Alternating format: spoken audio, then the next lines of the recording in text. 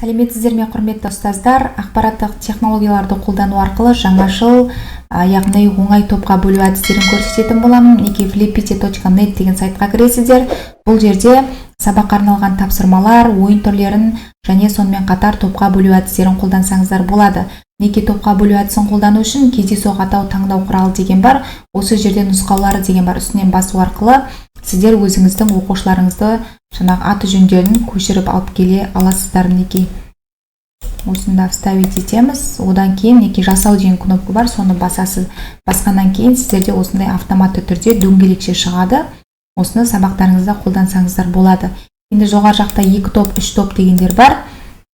Бұл жерде оқушыларыңызды мінекей 4 оқушыдан, 3 оқушыдан осылай бөліп береді автоматты түрде. Енді жаңағы неге топқа бөлу үшін 2 команда, 3 команда деген бар. Үстінен бассаңыз осылай автоматты түрде оқушыларыңызды 2 топқа, 3 топқа осылай бөліп береді. Сабақтарыңызда осындай жаңаша әдісті қолданып көріңіздер. Енді екінші сайтымыз бұл бізде CastLots деп аталады. Бұл жерде топқа бөлуге болады. Неге егер орысша болып кетсе, перевести на казахский деп қазақшаға ауыстырып алсаңыздар болады. Неге тізімдерден кейін топқа бөлу деген бар. Осыны басасыз, басқаннан кейін бізде жаңағы оқушылардың аты жөнін енгізетін бетше ашылады. Неге енгізесіз, енгізгеннен кейін астында бізде жаңағы әр топта неше оқушыдан болу керек деп сұрап тұр. Неге мысалға мен 4 оқушы десем, разделить на группыйды бассаңыз, менде 4 оқушыдан 4 топқа осылай автоматты түрде бөліп беріп отыр. Енді бұл жерде санын өзгертуге де болады. Бұл екінші сайтымыз. Енді келесі сайт бұл жерде rundraw.com деп аталады. Бұл жерде де жаңағы топқа бөлуге болады. Егер орысша болатын болса, перевести на казахский деп қазақ тіліне ауыстырып алсаңыздар болады. Енді бұл жерде топқа бөлу үшін неге командаларға барамын. Барғаннан кейін өзіміздің оқушыларымыздың аты жөнін осында ставить етіп қоямыз. Мінекей. Енді бізге мысалға осы жерге жаңағы топтың санын жазасыздар. Мысалға 2 топ, 3 топ деп. Неге 3 топ деп жаздым. Енді жаңағы создать командасын басамын. Басқаннан кейін бізде автоматты түрде осылай 3 топқа бөліп береді оқушылардың аты жөнін. Сабақтарыңызда қолданып көріңіздер міндетті түрде. Келесі CastLots деп аталады. Бұл сайтта да оқушыларды топқа бөлуге болады. Мінекей топқа бөлу үшін егер ағылшынша болып кетсе, перевести на казахский деп қазақша аударып алсаңыздар болады. Кездейсоқ топтық генератор деген бар. Үстінен басасыз. Басқаннан кейін бізде жаңағы оқушылардың аты жөнін көшіріп алып келетін бетше ашылады. Мінекей оқушыларды осында вставить етемін аты жөндерін. Одан кейін мына жерде қажетті топтардың саны дейді. Мысалға мінекей астында 4 деп тұр. 4 топ деп бізде оқушыларды осылай 4 топқа бөліп береді.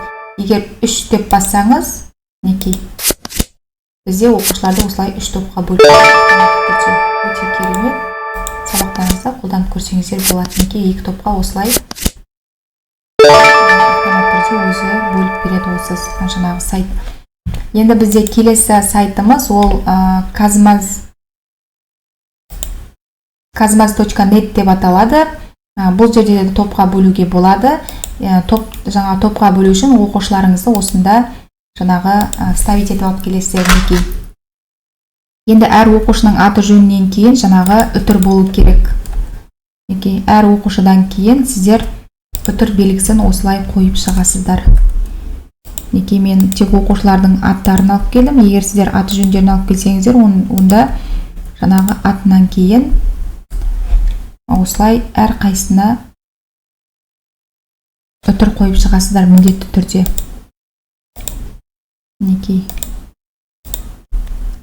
Соңға егер үтір қоймасаңыздар, онда сіздерге жаңағы топқа бөлінбейді үтір қоймасаңыздар. Окейді басамын. Бізде қабылдады оқушылардың аты жөндерін осылай. Енді қанша топқа бөлесіз деп тұр.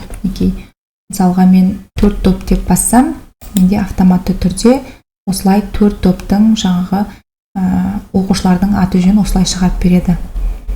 Сабақтарыңызда міндетті түрде осындай жаңаша әдістерді қолданып көріңіздер. Осы менің ұсынған видеом сіздерге пайдалы болсын. Өзіңіздің әріптестеріңізбен бөлісе отырыңыздар. Алда уақыттарда тағы да пайдалы видеолармен бөлісетін боламын. Маған тіркеліп лайк басып, пікір қалдыруды ұмытпаңыздар.